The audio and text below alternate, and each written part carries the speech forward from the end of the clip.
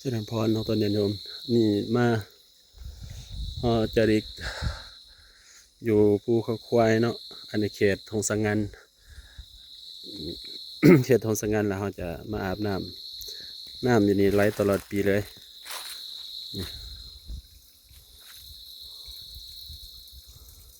นี่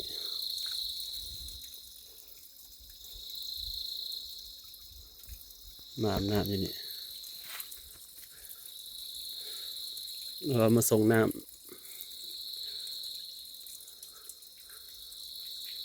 อันนี้เข้ามาวันที่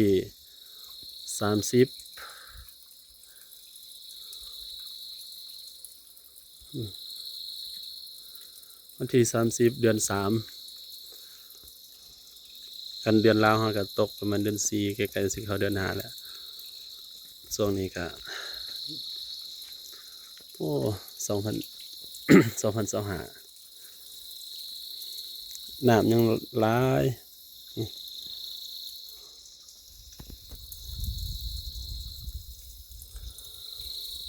อันนี้เครื่องกรองน้ำเนาะเอามาปลานี่ต้องใส่เครื่องตัวนี้กรองน้ำจังสันได้กันบ่นั่นก็ลำบากแล้วก็เขามีเกลือ เกลือแร่ก็คือโอลาริสคันบ่มีตัวนั้นเนี่ยลำบากเลยเอามาปลาสนั่นกับต้นไม้ใบหญ้าก็ยังท่านนี้ยังหลายอยู่ก็จะยังบ่ทันได้มาเลื่อยถึงก็หมดแล้วเนาะ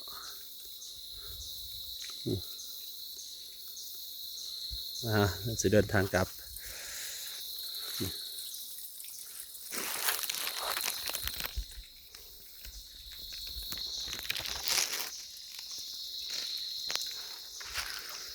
น้ำ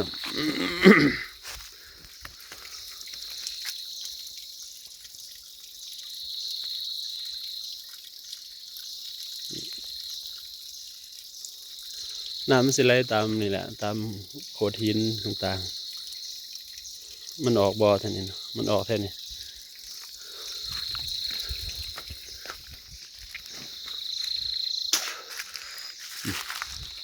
ถ้าซื้อพันเนี่ยมันออกมองนี่แต่ว่ามองเดียวได้มันสิออกมาบางหลายบอลตัวนี้มองเขาจะตักน้ำมาเห็ดกินบริอาบเนี่ยมองนี่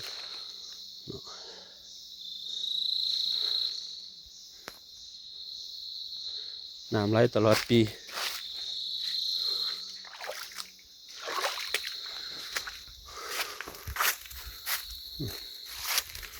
นี่บอกนี่มันซึมมันออกมาจากผีเมิร์ดท่านี้เพราะว่ามันมีต้นใหม่เด้ท่านปวดเห็นบ่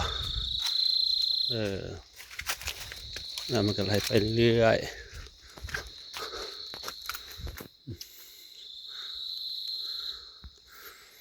ถ้าเขาตัดต้นใหม่เท่านี้เมิร์ดก็สิเมิร์ดแล้วน้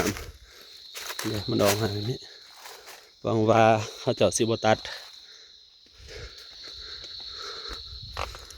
ว่ามันเป็นหัวน้ำ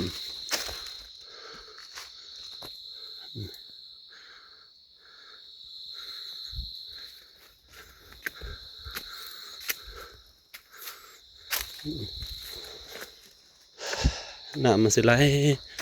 มันออกมาจากพีแหละไหลไปเรื่อยๆ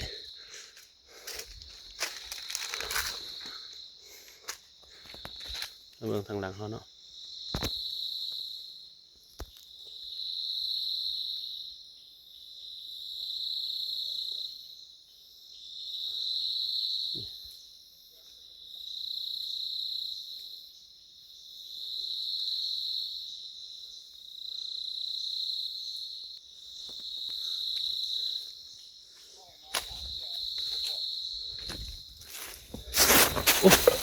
โอ้โห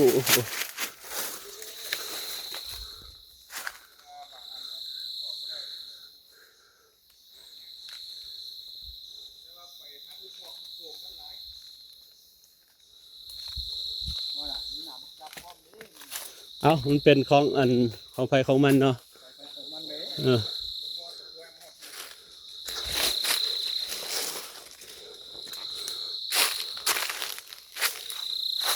ต้นใหม่เท่านี้แล้วยังเขาพอท่านลงมานี่เนาะ สาวมันก็มีแต่เดี๋ยวไม่น้อยรุ่นนี้ต้นใหญ่ เอาไปตัดอยู่ไซส์วงหนึ่งนี่อ๋อคนแล้วอยู่รูปหมอกคนแล้ว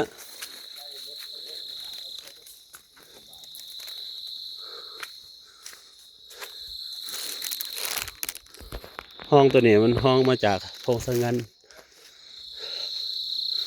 ทางว่าเขาจะไปโพงสังงันมันสิไหลมาหนีเลยไหลเป็นลุมอันนี้ทางขึ้นเนาะทางขึ้นครูบาอาจารย์เพิ่นก็แต่ก่อนเขามีน้ำอยู่เทิงแต่ว่าน้ำอยู่เทิงมันก็หมดแล้วเลยมาเฮ็ดพวกอยู่ใกล้ๆนี่ต่อไปตักน้ำอยู่ลุมต้นไม้ใหญ่ได้แต่ก่อนเขาจะเรียนมาละ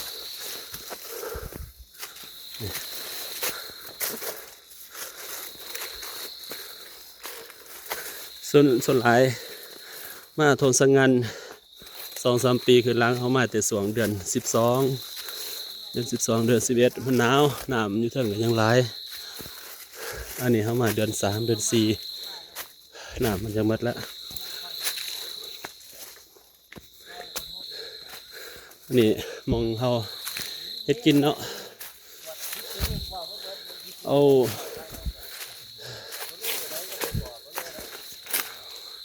อหย่างเนาะโอ้ เอาได้ให้เลยเด้ออาจารย์สิเอาบ่มันเก็บผล โอ้ยเอาเห็นคักแล้วเนาะ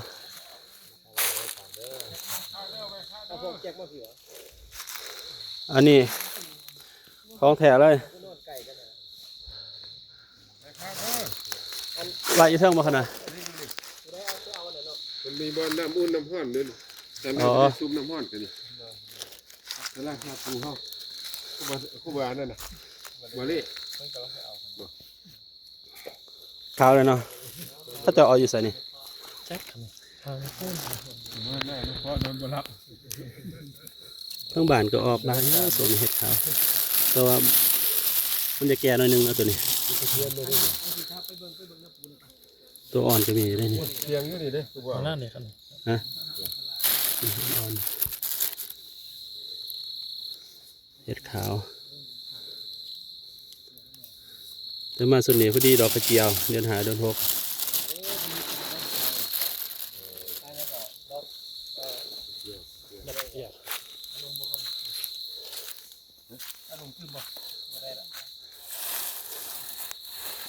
มันสิเที่ยงกว่าเราลงมา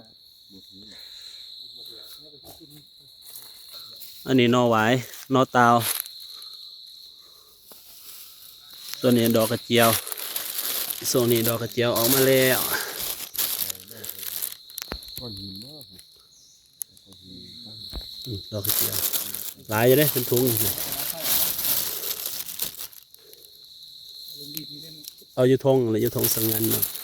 ส่วนนี้ดอกกระเจียว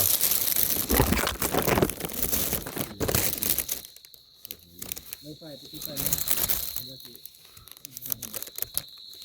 เนี่ยแจ็คเอานี่มันจะหอมไหมไม่มี เตียงที่ตรงนี้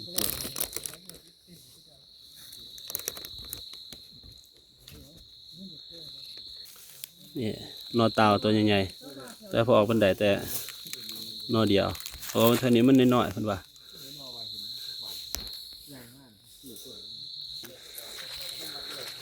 ครูบาอาจารย์เพิ่นพักอยู่นี่โอ้มาพักอยู่นี่หลายตัวโอ้พอคาแรกก็พักอยู่นี่เนาะ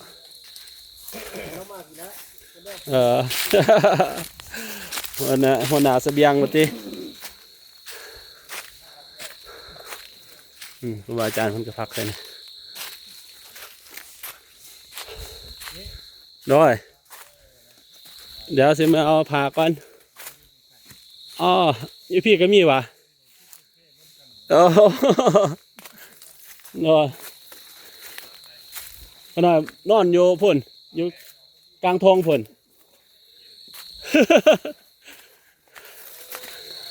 บ่ได้ลงมาพี่บางหนึ่งคันลงมาพี่เดี๋ยวว่ายันหาเอาเทานีดินแหละ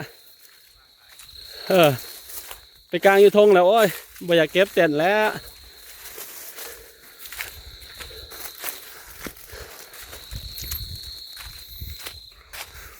อันนี้ทางออก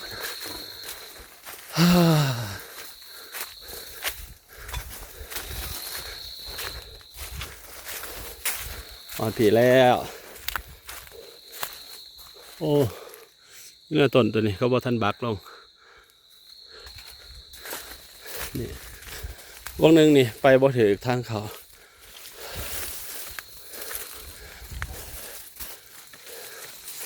นี่ไปทางฝนพันมานี้โอ้ฮะ 3 ก้อน 3 ก้อนก็บ่าวาดเอาไปละก้อนหนึ่ง ที่ว่าสิบ่ให้ดอกก็จำเป็น อันนี้ต้นไม้มังหิงฮะ มันต้นไม้มังหิงแต่ว่าต้นใหญ่หมดแล้วฮะ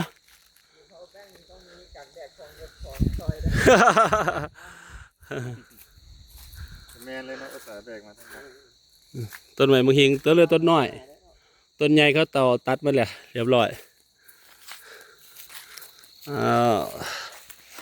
อันนี้เต้นผู้ใดนี่ของผู้ใดนี่อ๋อจบคลิปเพียงเท่านี้